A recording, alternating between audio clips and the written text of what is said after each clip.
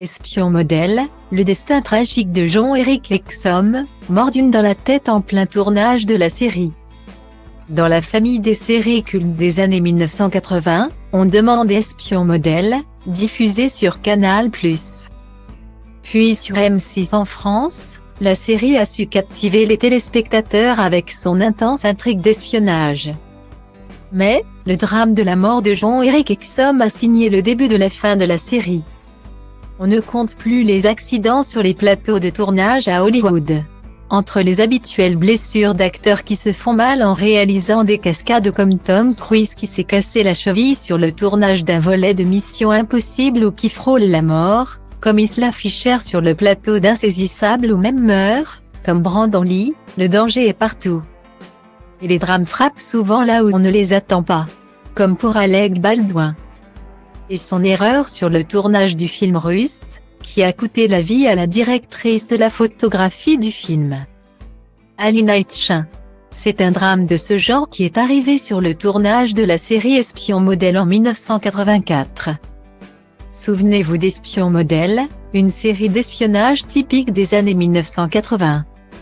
Dans laquelle Jennifer O'Neill incarnait la photographe de mode Danielle Reynolds, dont le mari agent secret est tué, et qui part à la recherche du meurtrier avec l'aide de l'ex-béret Verma Carpe.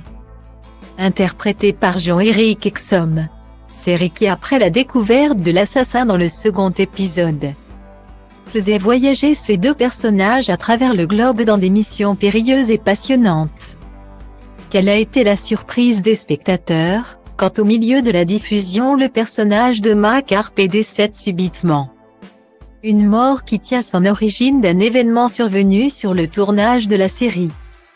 Le 12 octobre 1984, alors que le tournage se déroule sans accroc, l'acteur et mannequin américain Jean-Éric Exum prend du bon temps sur le plateau.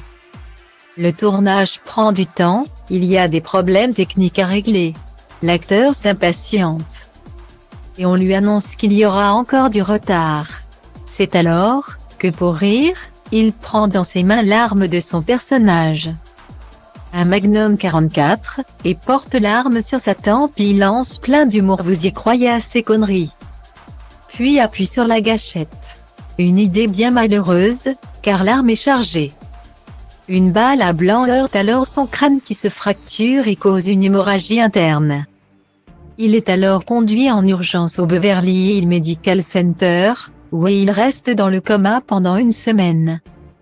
Avant d'être déclaré mort le 18 octobre 1984. Un drame qui a marqué sa co-star Jennifer O'Neill qui s'était empressée d'appeler à un plus strict contrôle des armes à feu sur les plateaux hollywoodiens. Quelle tragédie! La sécurité concernant les armes à feu doit être gérée avec professionnalisme, afin d'éviter la mort d'innocents. Cependant l'actrice garde pour dernier souvenir son binôme qui faisait l'idiot sur le plateau avant de mourir.